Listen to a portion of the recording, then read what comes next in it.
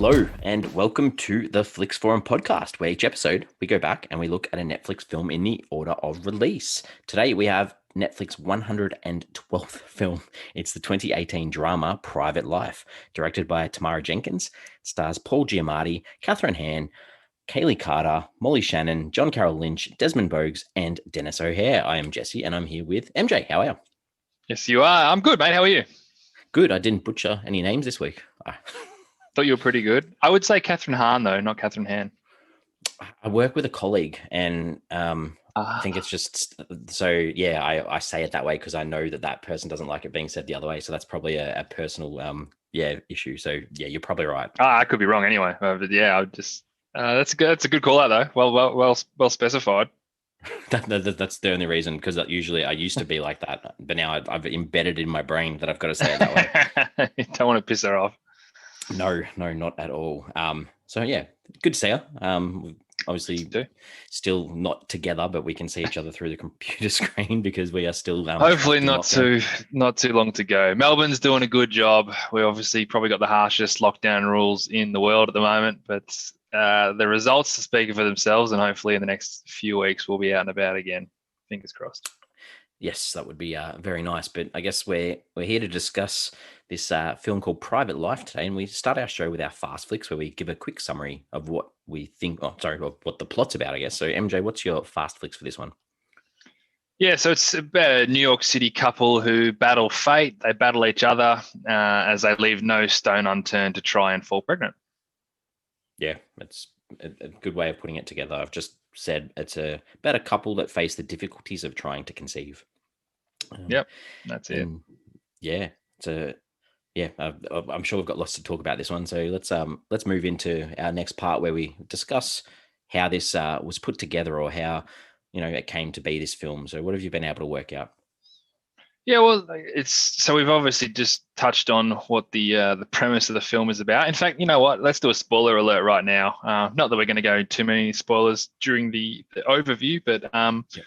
If you haven't watched this film, Private Life, on Netflix, and you are interested in watching it, we're going to spoil it. So if you don't like spoilers, maybe turn off now and have a watch and then come back. But cool. yeah, look, I think the main thing about this story is based on, in part, Tamara Jenkins, who wrote and directed the film, her own experiences of going through fertility treatments. And it's interesting hearing her sort of speak about, while she was going through it, it was, so far from the top of her mind that she was going to create a film about this kind of thing. And obviously time passes and things become a lot easier, but I guess one of the call outs for her was seeing how many people go through it and seeing the despondence and seeing how normal it actually can be. That why not write a story about it? Because it is relatable and it is an important story to tell. So that was how she got the idea in the first place. Obviously, it's not autobiographical in any stretch of the imagination, but the premise is based off her own experiences to some extent. So it was January 4, 2017, when it first got reported that at that stage Kathryn Hahn was coming on board to star in Private Life, which was written and directed by Tamara Jenkins. Netflix already on board at this point. And then a couple of weeks later, Paul Giamatti joined the cast as well. So that was kind of the crux of everything there. It was basically March of 2017, so only a month or two after that, they basically started principal photography in White Plains in New York. The film itself was shot in around about 30 days. I find it really interesting that this was actually meant to be done by another studio at the time, and they couldn't finance this film with the budget that would allow them to shoot in New York. And if you watch this film, it's a huge part of the story, the fact that they're New Yorkers and they're in the middle of New York, and basically they had everything ready to go and ready to shoot, and all the cast had their schedules lined up, and they couldn't film in New York, and they was potentially going to have to move it to Montreal, which just would have changed everything. I mean, keeping it New York, but it just wouldn't be the same. And then old Netflix came on board and basically said, yep, we can give you what you need to go. You can keep shooting this in New York. And all of a sudden they've got a new Netflix original film. So a nice little SOS story from Netflix there, which I appreciate. And so, yeah, the film was shot in over 30 days. Netflix was on board and premiered at Sundance just under a year later. So it's still quite a while in the can. Sundance in January 2018, and then even longer until it screened at the New York Film Festival on the start of October 2018, before coming out on Netflix on the 5th of October, and also a little bit of a theatrical release there as well. So from filming this film in start of 2017 to not hitting our screens till end of 2018 is quite a long time. But Netflix, this film was bigger than the average Netflix film, and obviously they wanted to put it into a few film festivals and where it probably deserves to be. So I'll stop talking now because I think I've been talking for quite a while. I've been rambling on. I enjoyed it. I was going to jump in every now and then with some little bits to add to your stories, because I think that you've done a good job of putting that together. Because I mean, Tamara Jenkins, I think that you touched on this, that that basis around sort of issues that she may have had in her sort of experience as well. And I read this interview with her where she was talking about, her and her partner were going through this fertility hell, she called it. And in between doctor's appointments, they decided to go to the cinema. So the only option was this upstate New York multiplex, and they ended up seeing Knocked Up, Judd Apatow's Knocked Up. And, she was just like, they have this one night stand. It's like, ta-da, there's a baby. And it was like the most awkward sort of situation to be in. And she said they were sitting in the audience like, oh my God, people have sex to get pregnant. Like they've totally forgotten about that part. So I thought that was quite a little funny anecdote about the experience of this process that she had to go through too. And you touched on this before as well with, you mentioned Amazon Studios were on board with this film to start off with, and they developed it for a few years. And obviously, and Tamara Jenkins said it was so complicated because at the end of the day, she's not negative towards Netflix, but she's happy that she was able to build this story, because without them, it wouldn't have got done in the end. But at the same time, she wanted that bigger budget. Like I think in the end, they got $9 million, which she wasn't quite happy with. So she still calls it complicated, but she was happy that more people would be exposed to this because of Netflix, possibly than any other movies that she's seen. So even though she didn't get the budget she wanted, she was still happy that it got out there to the people that she could see. Did you have a comparison for that $9 million budget? Didn't. I looked for a budget. I couldn't find it. I've got a little, I was like, oh, this one was hidden away deep, dark. And I was like, I might turn this on MJ a little bit. Good boy. So this one, the other sort of films around this time. So we've got the Texas Chainsaw Massacre remake in 2003. We've got 9 mil. Purge. Yep, 9 mil. We've got Purge Anarchy. We've got Midsommar from 2019. We've got Happy Death Day 2, also from the same year, as well as Escape Room. We've got a couple of little Australian films. Yeah, a few Australian films like The Sapphires and Beneath Hill 60 from 2012, 2014. And then just to complete out of context, James Bond Thunderball from the 60s, also on a $9 million budget, which obviously it would have been inflated massively, but you get that idea. It's a little independent sort of production from a small country, film-wise, or a horror film, I guess, is the way of looking at it. Or it's a horror budget, which they make cheap and they get lots of money from. So interesting. Yeah, it is a small budget for a drama film like this, right? But that's what you get when you're trying to get a film that, like, it's a hard sell, right? Like if I'm a big studio, I don't think I'm putting this into cinemas and getting my money back. I guess the other little anecdote that I liked from this was Kathryn, what do I call her, Hahn, said that she read the script for this, and she thought she was going to have no chance of getting this role. So she actually got on the plane to New York and took Tamara Jenkins out for dinner to sort of charm her. Which is such a nice story to hear, that someone was so passionate about a project that they wanted to, do everything they possibly could to get on board for this one. It's got to mean something, right? If you're a director, probably going through bunch of screen tests, and all of a sudden someone, who's a big name. This was around the same time as Bad Mums, right? Like, not that Bad Mums probably was. Oh no, it would have been out before. So she's a big enough name, and she wants a piece of it. So that's got to be really, really appealing. You mentioned this one played at Sundance. The cut at Sundance was 9 minutes longer than the one we get on Netflix, but I couldn't find anywhere to see what the length difference was. So I'm not sure whether it was Is that right? because there was a standing ovation. I don't know whether it's because there was an introduction from Tamara Jenkins and they counted that towards the runtime. I don't know, but I'm really intrigued to sort of find out why the runtime was an extra 9 minutes at Oh, Sundance. there you go. Yeah, that is, unless there was All a right, cut. yeah, they possibly could have been. I'm nearly done because my last little part is the translations of the title. I was which, waiting for this. which I was love actually going to look yeah. it up, and I'm like, you know what? I want to find out whilst I'm on air with Jesse what the translations are. Well, in Brazil, it was called One More Chance, which sort of fits all right. In Greece, it was Don't mind called it. Personal Life, which is, Okay. fair enough. That's direct translation, basically. In Vietnam, it was called Privacy. And this is the one that stood out the most to me. It was in Taiwan. It was called Non-Pregnant Private Life. Very specific. Yeah, very, very specific. So that one was That's a good one. gives a lot away for the title for that one. That should have been our fast flicks. It could have been. It could have been. What's this movie about? Non-pregnant private life. Oh yeah, seen it. Makes sense.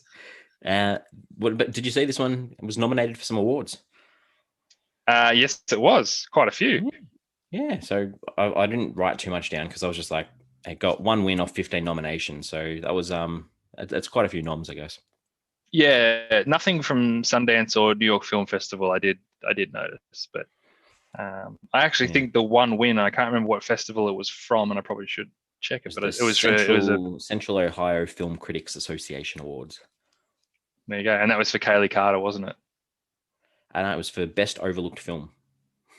What a random category. Yeah. That was the one. It's a good one, though. Yeah, why not? Oh, goodness. I had a percentage for this match for this. First time in So a while. did I. Oh, good. Fill me in. 91. Ooh. That's big. Extremely high. This one was interesting because I jumped on to add it to to start it, so it was in my continue watching. So I usually jump on, press play like 10 seconds and pause. So I did that on one day and it said 79%. Next day I came back, it dropped to 78. So they obviously take the data and go, I didn't continue watching it. Let's drop a percentage point off. That's very interesting. And did you watch anything else in between? Ooh, I don't know. Don't off the top of my head. But yeah, so it's very close, but they decided to take that 1 percentage point off. It's interesting. I love that you remember it too. Yeah. Consensus time. What have you got for the consensus? Ooh, she's a popular one. A very nice 7.2 out of 10 on IMDb. Nearly 15,000 ratings. Very popular. Letterboxd has nearly 20,000 ratings, so more ratings, and a 3.7 out of 5, so a higher rating as well. So it's a very popular film from the IMDb and Letterboxd audience. Google users had it a bit lower at 79%, but still fairly high. Yeah. But Rotten Tomatoes is on board with everything else here. The critics had it at 94%. That is on 104 reviews, which is certified fresh. And the audience had it at 78% on just under 1,000. So very high, very, very high. 104 critic reviews. So that's what happens when you put it through the film festivals. We actually get consensuses on Rotten Tomatoes. Yeah. So this leads into our early thoughts. So before we kick into the rest of the show, what are your thoughts for this one? Yeah, I'm on board with all that. I thought it was really powerful, but it was also really personal and relatable. It's a really tricky topic that doesn't necessarily lend itself to sitting on the couch and consuming for 2 hours at a time. But that's, I think, really well navigated by the performances from Kathryn Hahn and Paul Giamatti. I think all of us kind of know a Rachel and a Richard, and I think some of us are Rachel and Richard. And the way that was captured and portrayed was really realistic. It was a little bit raw, not overly, a little bit raw.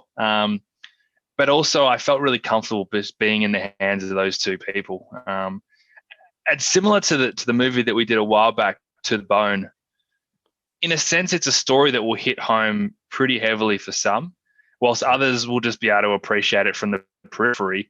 And I'm on the outside of both of those scenarios, To the Bone being a story about anorexia and eating disorders. I'm on the outside of both of those scenarios, but I certainly connected a lot more with private life. And I think it's because it took these familiar feelings and emotions about relationships and family struggles into this bubble of IVF and struggling to get pregnant. So from an understanding level, we could all still really relate without actually having been through that experience, because what they were going through was still having trouble with their relationship and trying to figure out what to do next, which we all know, which we've all done. So yeah, it did a good job for me. Yeah, extremely well put. Yeah, I think that this was made really, really well. I thought the performances were really, really good. And as you mentioned, sometimes this is sort of seen as a taboo topic, I guess, at times, and they sort of make mention of that at times throughout this film too. So I think that they did this in a nice, sensitive way that, like you mentioned, was still relatable, was still personable, was still believable. And I think that was really impactful. And that's where I lead into for this one, I guess. Yeah, it's quite a feat, to be honest. All right. Well, we start off with our characters before we jump into some scenes. So fill us in on who you'd like to talk about that way. I think I want to start with Richard, even though I think Rachel's probably your key. There's something about Richard that I connected with more, probably from a male perspective, which is just how I watch films a lot of the time. But I just think he puts up this supportive but exhaustive facade basically throughout the whole film. And he wants to do and he wants to say the right things to Rachel, but he also doesn't want to lose his voice. And you notice when he says things like, you can't blame modern medicine, when you're the one that decided to put off having kids, which at the time, like, that's the wrong thing to say. And he knows that's the wrong thing to say, but he just still feels like it needs to be said. And then he backtracks on this stuff as soon as he says them. And then whenever he knows that, he's upset Rachel, because that's never his intention. He just kind of wants to let her know, because he's a logical thinker. He's a rational frame of mind. And he needs to let that opinion out all the time, despite the fact that he knows it's the wrong thing to say. And I think, to me, that connected with me a lot, because that's not a IVF or pregnancy thing. That's a male female thing, right? And I think you've got this guy with such a rational brain trying to navigate through this situation, which is more emotional than anything else.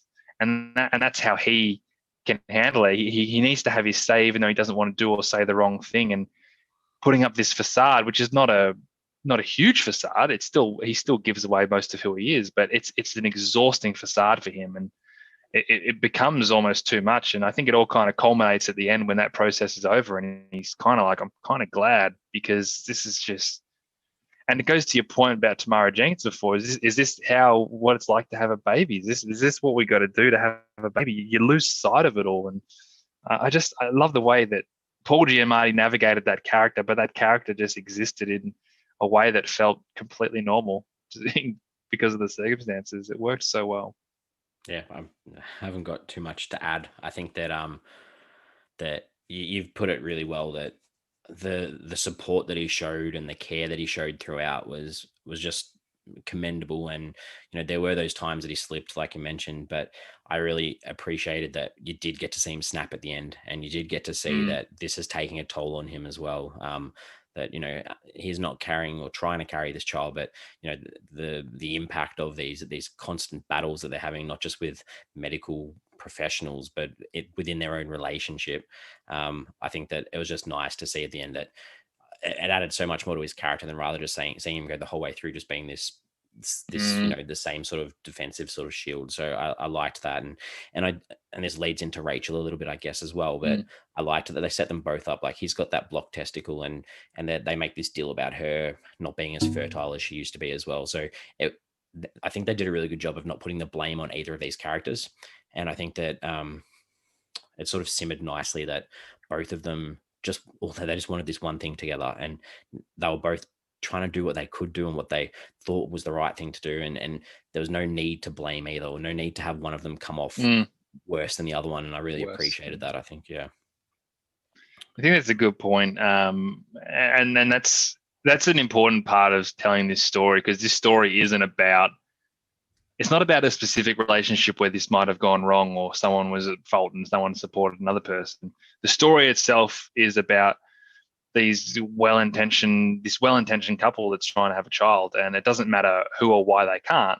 The fact is they can't, and that's a universal story for so many people, and it's a really good pickup that you never actually think about why they're not having it and whose fault it might be. It's just that this is what we want, and unfortunately, we're going through hell just to get it, and it's not fair. Yep. Well, lead into Rachel. What are your thoughts on her? Well, if Richard is that rational mind, Rachel is the exact opposite in the sense that she's particularly emotional, and she thinks and she behaves with her emotions, which is, probably the trait that makes her the charismatic, fun, and likable character that she is. But this process puts her through emotional and physical turmoil, like the instability of the unknown that's what's happening, regardless of the fact that what she's putting her body through. She's at the extremes of her emotional being throughout this whole film, and as much as it seems you could watch this film and think like, oh, maybe this couple's not right for each other, and then they talk about where they haven't had sex for a year and all that kind of stuff, but they are actually perfect for each other because they do complement each other, how different they are. And I commend her as much as I commend him with the way she navigated it. And I don't think you can talk about Rachel as well without talking about the performance from Kathryn Hahn. It's great to see that we know how badly she wanted this role, but man, she knocked it out of the park as well. It was this felt like a real couple, like an absolutely real couple that not only would you hear about, that that you'd hang out with, and that's what made this movie work so well. Yeah, I really like that you touched on that idea that yes, she's emotional, but they didn't make it out like she's an irrational, emotional female. It was because of this the complications of the medication, the stressful situations, the struggle of just trying to get through day to day of the stresses. And I think that that build up of that stress of trying to make this happen for so long was just it was excellently done. And there was no stage at all that I didn't think she was overreacting, that I didn't think that she was making calls or saying things that were irrational or irresponsible. I just think that the script and the development of her was excellent. Yeah, I agree with that. I think it's worth pointing out as well that one of the main parts of this story is that, and it's called private life. Like, it's not specific to having a baby or trying to conceive. Regardless of what they were going through with trying to have this baby, they were also dealing with, like, she was dealing with trying to get a book published, and she couldn't agree with her publisher on certain elements of that. They obviously had the issues with the family, with the brother, the stepbrother, and her and the family, and when Sadie comes into it as well. And then you also combine that with the fact that there's a financial toil that they're going through as well. This is more than just what they're trying to do, and I think it's a nice message that life doesn't stop for this. Like, just because you want to put I was going to say all your eggs in one basket, it's a horrible analogy, but just because you want to dedicate everything that you've got to this process doesn't mean that everything else in your life is just going to stop. And that's really important too. And I think that's a nicely recognized in the film as well, that it's more than just this, because when you are going through something this big and this stressful, you still got to deal with everything else too.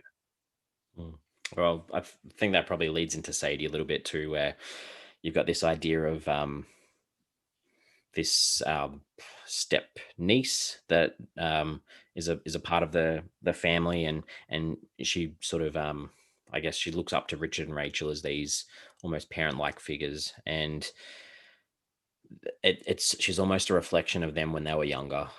She has this, she wants to start this city life. She sees herself as an artistic type, which both of them are, and it's quite funny that she drops out of college because of these, she hates all these cliches of the people that she's studying with. However, it's almost like she's one herself, and because she wants to do something with meaning and purpose, and she's sick of what everyone else is telling her what to do. So I think they did a really good job of highlighting that realistically she's just a kid, and they do this through scenes with her phone. They show her point of view of her filming certain things. They show her hanging out the top of the car, all these types of things. And it's such a big decision or a big choice that someone so young has to make because they want to be doing the right thing, which, good character. I think, yeah, I agree with what you said, because Sadie seemed to, but didn't understand the gravity of the situation. Like, she probably used this opportunity with the best of intentions to pull herself out of her own little rut that she was in. And maybe throwing herself into this process really did work for her, but it wasn't the answer for what was happening in the big picture. And Rachel and Richard probably failed to think this through as well, including Sadie into the process. But I think one thing that you can say about Sadie is that there's this refreshing stability that she brought not only to Rachel and Richard, but also to the film in general. Like, it changes tonally when she becomes a bigger player in this story. It's like this breath of fresh air in what was becoming a pretty cumbersome and depressing tale of these two people trying to get pregnant and failing miserably. But then for Rachel and Richard, when you're inside the actual story, bringing someone into their bubble was actually quite refreshing for them as well. You know, her bright, happy-go-lucky attitude, it's kind of stopped them questioning the rights and wrongs of what they were doing and just go full steam ahead with the process. Like, even when she was on board, they weren't doing anything different to what they were doing initially, but it just felt like they had more purpose doing it. And I think she works from a story perspective, because in the audience, you don't want to spend 2 hours watching people struggle to get pregnant. But she also works from a character perspective, because it's exactly what Richard and Rachel needed at the time.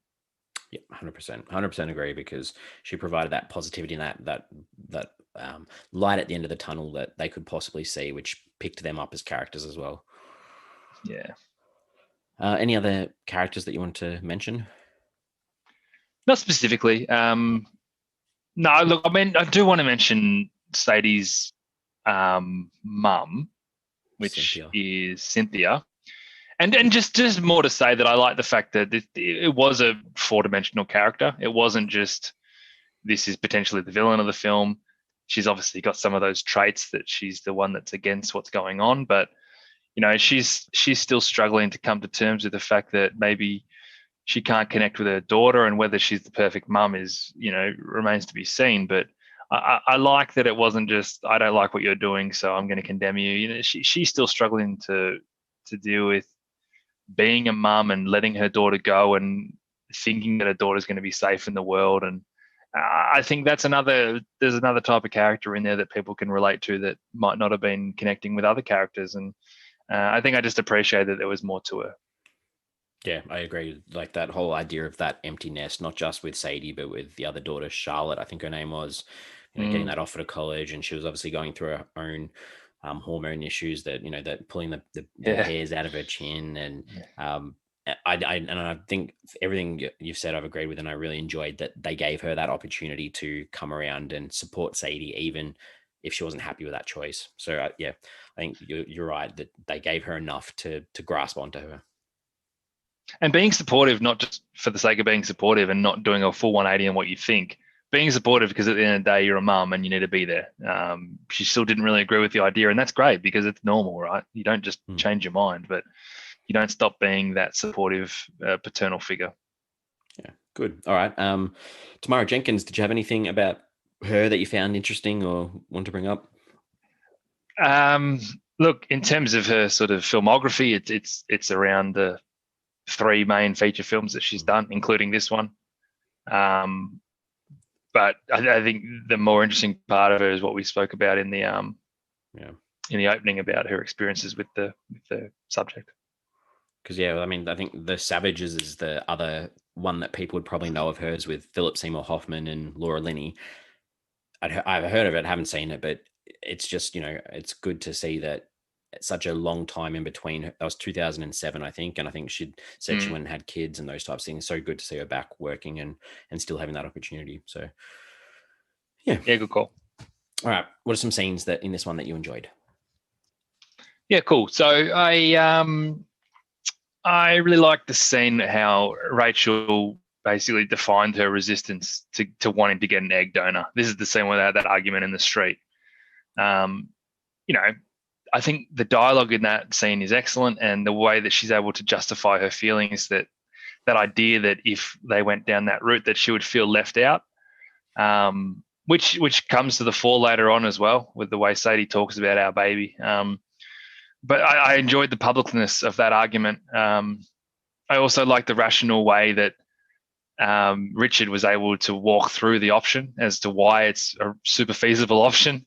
And then the way he backed down as soon as that she told him that she'd feel left out. And that was kind of sums up Richard, right? Like, he's always going to say what he thinks is right because he's just got that brain, and he explains it really well. But at the end of the day, he's there to support her and be there for her. And I think that scene kind of just captured that beautifully.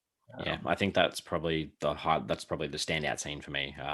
You've spoken everything about it anyway, but I did like the conclusion where, you know, he keeps trying to hug her and she's pushing him off, and then finally they do embrace. And I think that was a really nice conclusion to, you know, it reminds me of that argument in Marriage Story with we've done a bonus podcast on, where you have two people going at it, very, you know, very upfront, very personal, very truthful, and then at the end it's okay, we can accept what we're saying about comfort each other. Yeah. And I think we've all been there as well, right? When you do have an argument and you try and offer physical support and it doesn't feel like it's the right thing to do, but then it actually is the perfect thing to do. You don't hate someone because you argue with them. In fact, when you're at your most vulnerable is when you need that support. So you're right. It was beautiful. Following on from that, I really enjoyed the madness of the scene at Thanksgiving where Sadie drops the news, and her justification to her mum was really sound, but then her dad trying to understand both sides of the story. He doesn't want to take sides, but he's in a tough position as much as anybody, but him forcing them to take food home, kind of almost showing his support that it's okay, not the end of the world. I know she's mad. I know we should be mad, but we'll work through this. And the turmoil that it was causing all of them, and the fact that Sadie called out her mum for being threatened by Rachel, which, you know, from what we've seen on screen so far, makes perfect sense. How she spoke about making sacrifices to be a mum, and that's not something that Sadie's interested in doing, to sacrifice her career. But all of this was done to the backdrop of that bloke talking about being 31 days sober. It just, it just added to the madness of this whole scene that was all happening in the space of a few minutes. It just worked for me. One thing I liked about this film in general was that every time that you see them in a waiting room, it's a full waiting room, and there's blank and exhausted faces, and you know, this stuff is so normal that they're going through, and it's impacting so many people. And here we are looking at one story and focusing on one story, but every single person in every single one of those waiting rooms has their own story. And I think that was really a really clever way to do it, because they lingered on those scenes and they focused on every single time there's all these people where it's a full waiting room and everyone looks so despondent, and it's just a cruel part of life. It's funny, I say it's a cruel part of life. It's obviously a marvel of modern medicine that we can make it happen for people who can't have children in the first place, but it doesn't make it a nice thing. Yeah. I really like that. Yeah, just to touch on that, I think one of the things that I enjoyed was a lot of the way that they dealt with any type of medical situation.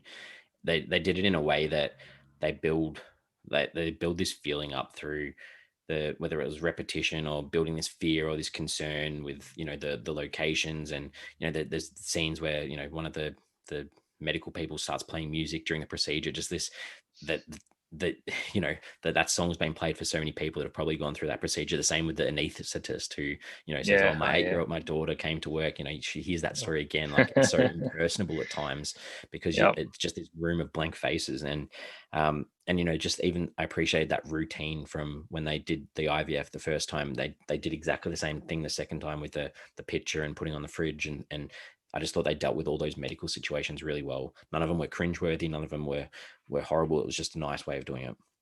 Yeah, it's a good point. Again, the whole thing was so impersonal, right? And for someone who hasn't gone through that experience, you don't know how impersonal it is. But you know what? It's probably like any procedure for doctors and medical professionals. It has to be, right? So it's another really good pickup. And look, the last scene I wanted to talk about was basically the final fight scene that they had once everything went belly up on the IVF. And there's a line that Rachel says, and I love it so much. And she just says, "I'm so sad." And that's it.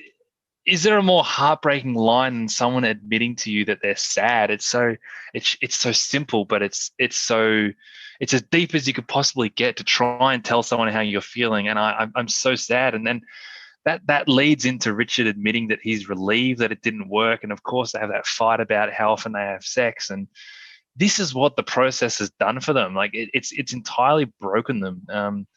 They're both in that scene. They're both well within their rights to feel the way that they feel, but it doesn't bode well for a successful relationship. And it just shows how toxic this process is for them. And I mean, I'm just listening to these two people talking, and I'm feeling for both of them, and I'm understanding both of them. And what a great way to put that together. And just, again, excellent dialogue and just excellent chemistry between these two. It was awesome. That was probably my second favorite scene. And just the, the idea that, he's like, I know I'm supposed to comfort you, but I can't. Yeah. And just the conclusion of that with that fade to black was just with no resolution. It's just like, this is where we're leaving them for the night. It was just so impactful. And you got that would last days, right? They wouldn't, you have that fight that lasts a few days. Not that they're mad at each other, that they should be mad at each other, but they're not normal for days and days after this because of that. Well, I think that led into the title that said 9 months later. So exactly, however long it took them to rebuild and reconnect, and obviously that the final few scenes give us an idea that they have been able to do that, which was really nice. So I think that was really which you effective. don't doubt either. Like no. you kind of don't doubt that, but it doesn't mean that they've gone through hell and back just to come out in exactly the same position on the other side. All right. Well, a couple of other things that I enjoyed, I guess, was there was a scene where they came out from after the procedure, and they're in the backseat of the taxi, and the taxi is just bumping along. And before she even, I was just feeling every bump as they went along, just before that, like hadn't even said anything. That's true. Oh my God, I'm feeling it. I'm feeling this. I'm like, taxi driver, come on, mate, come on. So I thought, like, how good is that if you can feel that through what you're watching? You're right. Good filmmaking. Yeah. I thought the way that they retold the story of the failed adoption through that young teenage girl was really almost traumatizing as a viewer. Like it was so well done that you could see how much they put into this whole effort and wanting for this to work. It was just heartbreaking, and I thought it was done really well through this flashback by telling their new adoption person, I guess, the story. So I thought that was done really nicely too.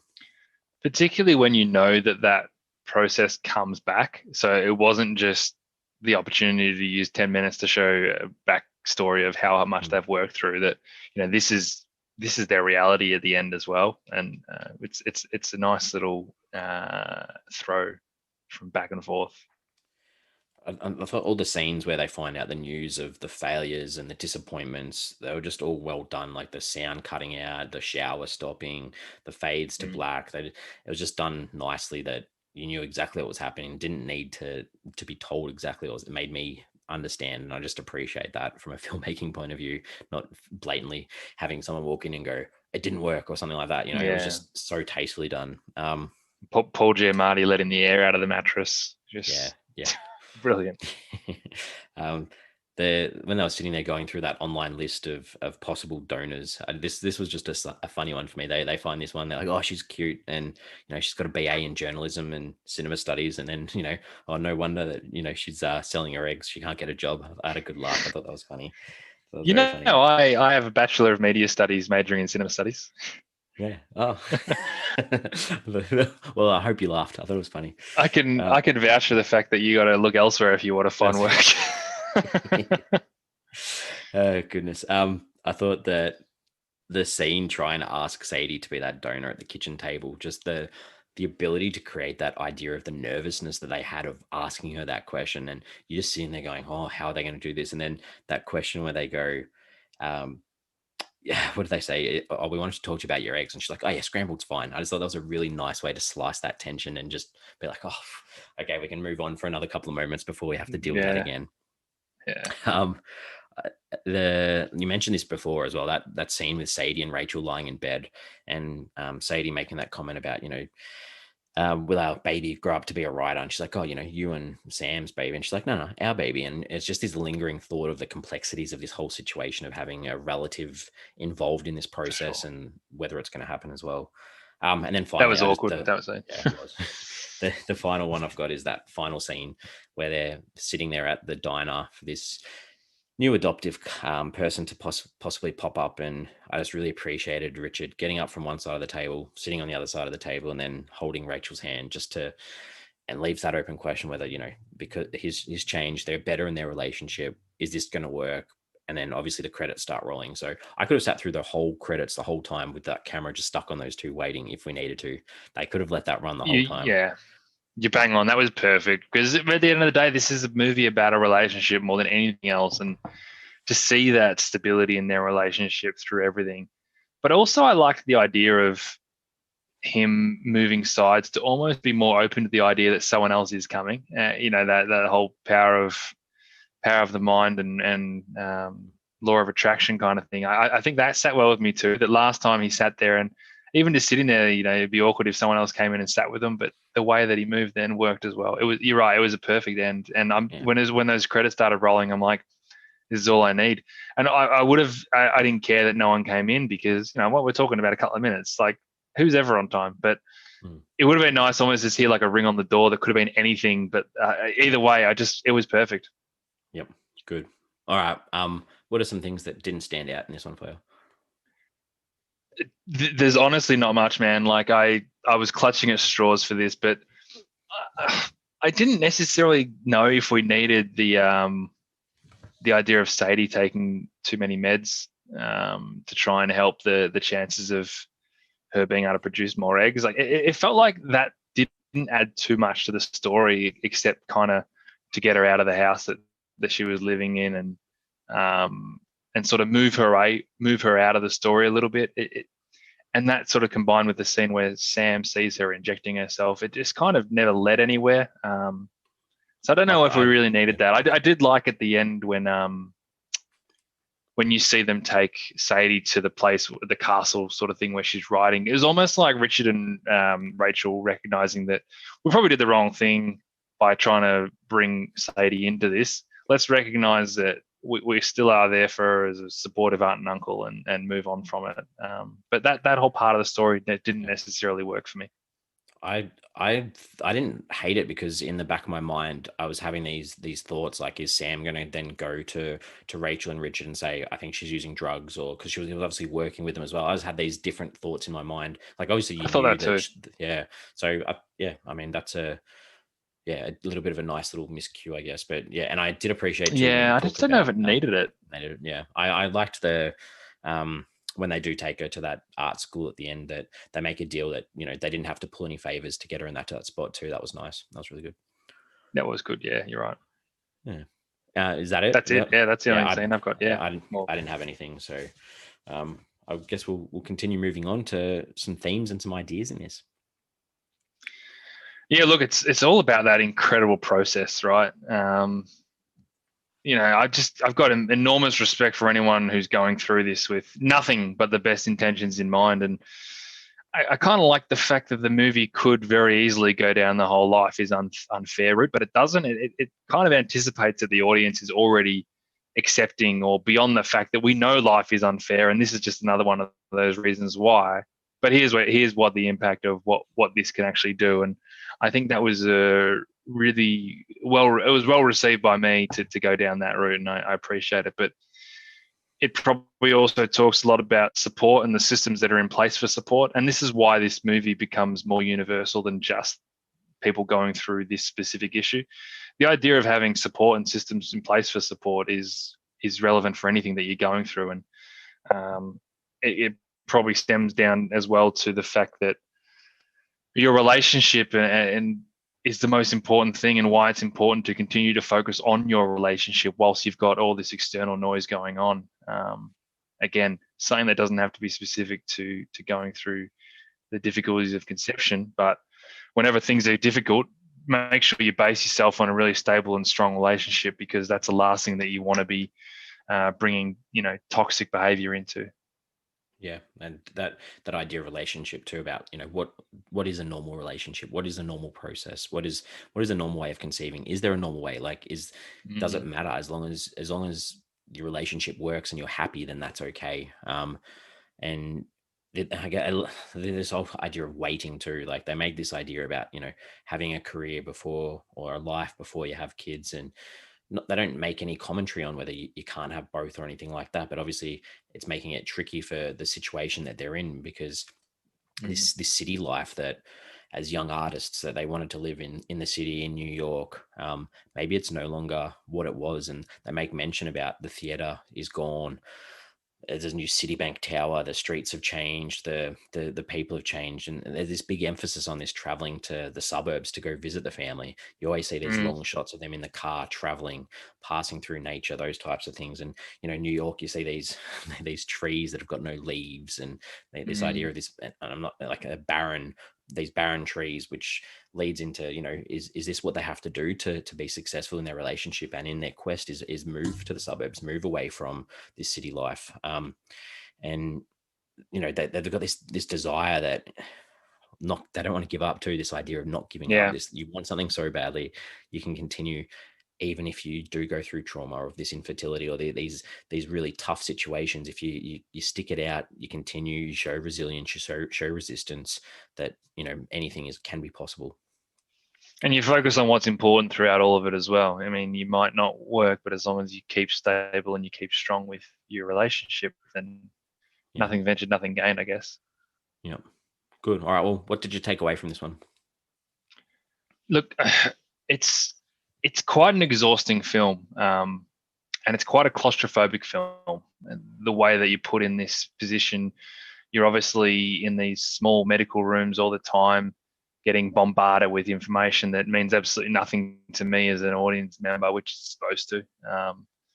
And then they've got this tiny apartment. There's this feeling of claustrophobia, and I think that just kind of reflects the feeling of the feeling of them being sucked into their own thoughts and feelings and worries. And I like the fact that it brings light to this idea, but it does it in a way that makes its characters feel so real and so relatable, even if you can't necessarily resonate with their particular situation. I think this is the kind of film that would hit hard for a lot of people who have been through this, and it would ring true, and it would be probably pretty tough for them to watch, but they'd probably appreciate and respect it for that sense as well. Yep, it's pretty much exactly what I sort of take away from it too, that people who possibly may have been through this situation, it might be a struggle for some people. Some may really reflect on it and be like, this is awesome that I'm seeing what I've been through on the screen, but it may bring back some memories too for some people. And that's possibly something that, people would need to know going into this. That's the idea of connecting with a film, right? It's because it hits on a certain human truth that matters to you. And I mean, this is a prime example of that for some. All right, IMDb time. Did you jump on to check anyone out? Yeah, I did. I did twice for this film, and one of them, I kind of like.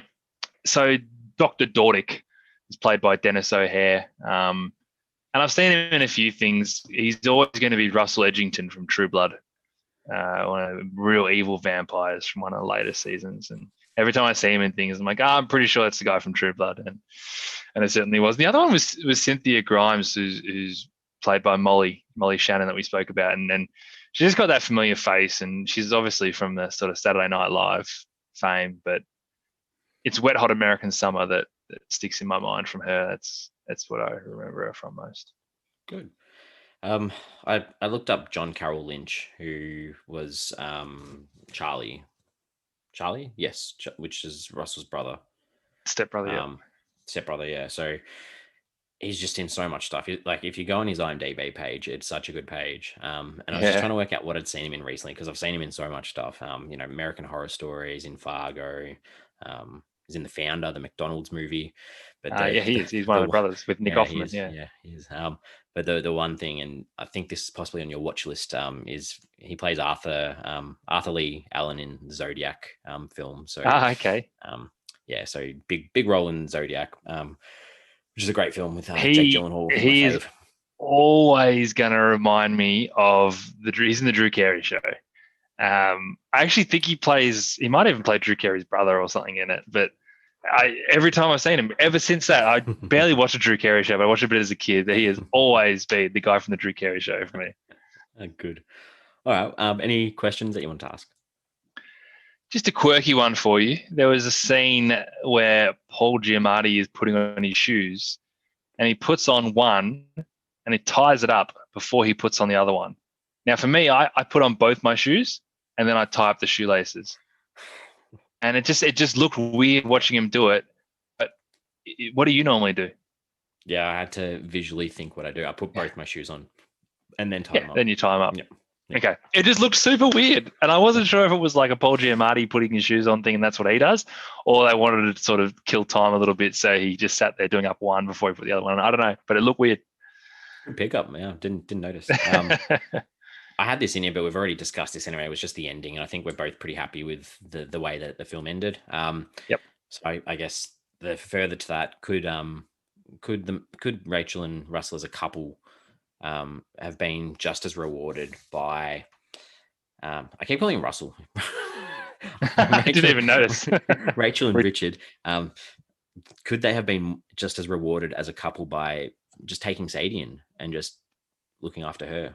Or was that no, it wasn't going to work? No, I don't think so. I don't think that would have satisfied their paternal instincts. They wanted to be a parent. They didn't want to be someone who's going to care for someone, because even when she was being taken in, they were still playing aunt and uncle to her. Yep. And yeah, I don't think that was what they were after. One of the good things about this film, though, is I wasn't quite sure how it was going to end. I wasn't, what's the right way to end this kind of film? Do you end it with, hey, you got pregnant and then they have a baby, or do you end it with, hey, it didn't work and then they stop trying? Yeah, it's kind of hard because you're trying to tell a story that, I don't know the stats, but I'm sure that IVF is pretty low percentage of still working, better than normal, but a lot of people do IVF more than once before it actually works. So you kind of want to be true to that as well. Good. Final thing was just the title, Private Life. Do you like it? I do like it. Because as I said, this is a really general story about their life that's got a big situation in it, but I do like that it reflects the fact that it's covering the fact that it's a life thing. It's not just a situational thing, but it is very easy to forget, and it doesn't really stick with you all that well. I don't know. I'm just thinking because everything in their life is anything but private. So I don't know. I don't know whether, like if that was intentional, that was that play on words, but I don't know. I don't know. Yeah. And like you mentioned, it's not, if I tried to be like, oh, what did I just watch? I was like, oh, that title doesn't really go with the film. I don't know. Yeah. I get what you're saying. I do appreciate it, but it's not the perfect title. Yeah. Cool.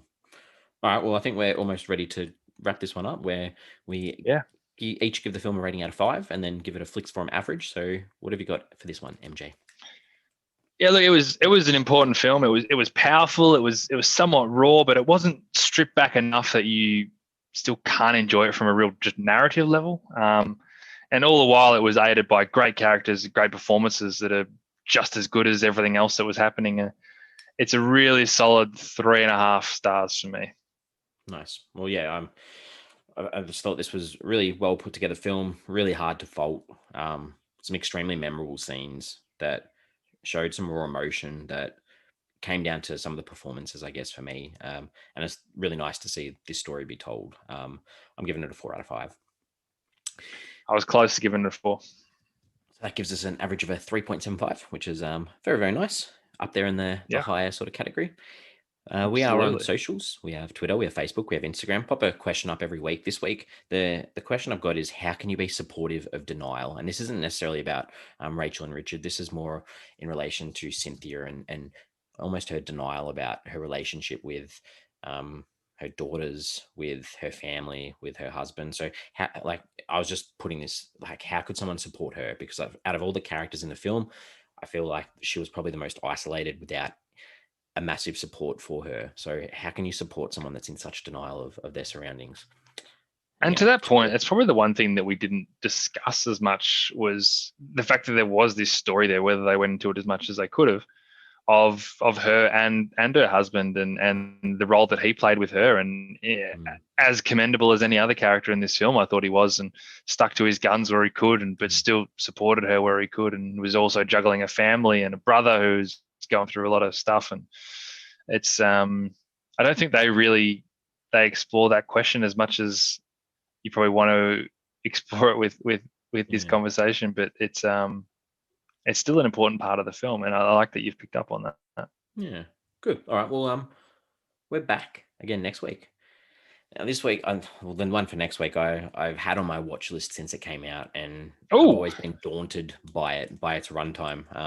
oh Because no. I know this story, and I was so tempted to watch it when it came out. And then when we started this show, I was like, I'm just going to wait until we get to the show to do it. Oh, So so you waited 2 years? I have waited. We've almost been doing it for 2 years now. So Yeah.